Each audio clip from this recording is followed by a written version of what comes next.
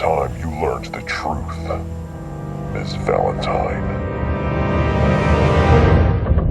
Welcome back to the Resident Evil The Complete Story. All information gathered here is from us playing the games, the Resident Evil and normal Wikipedias, and the Project Umbrella website.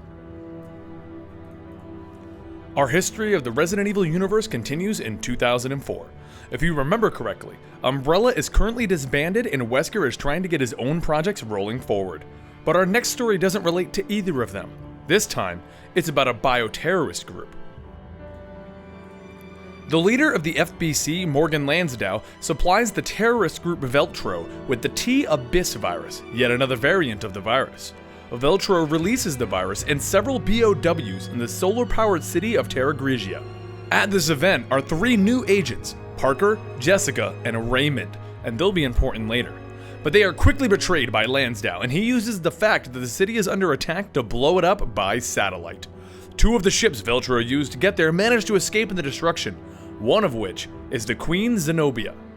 This will be the setting of our next game in the series, Resident Evil Revelations. The head of the BSAA, O'Brien, is suspicious of Lansdowne, so he fakes the return of Veltro to put heat on him. Concerned with the return of Veltro, Lansdowne sends Jill in to see what's going on the Queen Zenobia. He tricks her into thinking that Chris is actually on the boat and in trouble, so she goes in to save the day. So at this point, I'm sure you're asking, why would Lansdowne send in a top agent to go find out what's going on with the Queen Zenobia, knowing that it might link back to him? Well, his plan is to destroy everything that could possibly link him back to the disaster at Teragrigia, and this includes Jill's partner, Parker. Jill and Parker arrive at the Queen Zenobia and begin to search the boat, and they walk right into Lansdowne's trap. Who could possibly save them? Well, Chris, of course. That's kind of become his thing, saving everybody. Chris gets word that Jill has gone missing and her last known location. He takes one of his newest partners, Jessica, and they head off to try and find his old friend. Jill and Parker escape their captivity and everything is set into motion. While Chris is trying to save Jill, he requests agents be sent in to get information about the ship itself.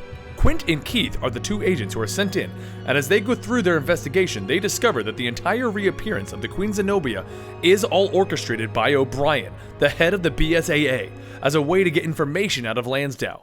But just as they are contacting the base with their information, the area they are in is firebombed, and they are thought to be dead. Back on the ship, Chris and his partner Jessica arrive at the ship, while Jill and Parker find a Veltro operative who is hinting at a larger conspiracy. But before he can get any information out to them, Jessica kills the man. And then Parker walks over and reveals the man to be Raymond. If you remember, Raymond, Jessica, and Parker were all a part of the Teragrigia destruction.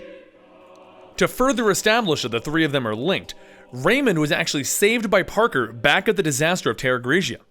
At this time, the boat begins to sink, and the concern is that the virus inside of the boat will contaminate the ocean.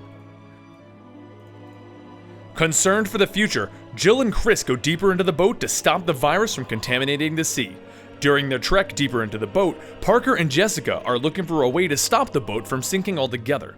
But during the search, Parker pulls his gun on Jessica and accuses her of being a double agent, and that's why she shot Raymond! But just as he's getting Jessica to confess, Raymond shows up again and reveals he was actually wearing a Kevlar vest, and that's how he's still alive. With that, Jessica wounds Parker and starts the boat's self-destruct sequence. Come on. We all knew there was going to be a self-destruct sequence at some point. This, of course, reveals her to be the mole.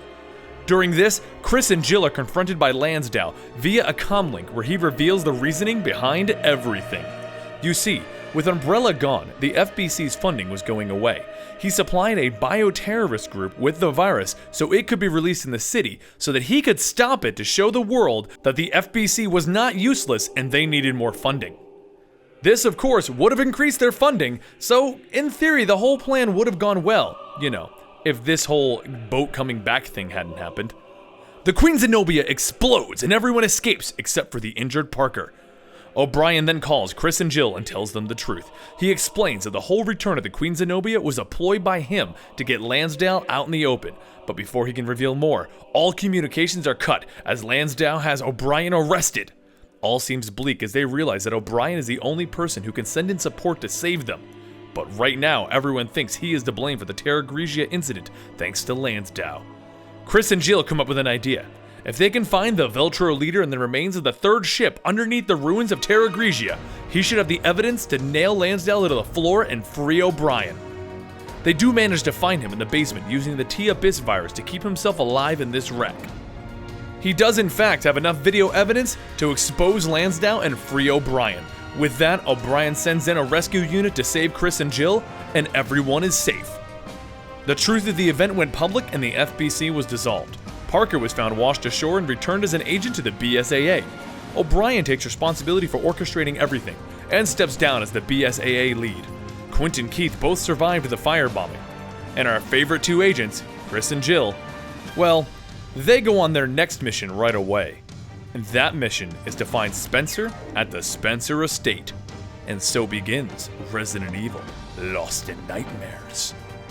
Thank you for joining us today, and join us next time for Resident Evil Degeneration. And don't forget to check out our Let's Play channel and other videos.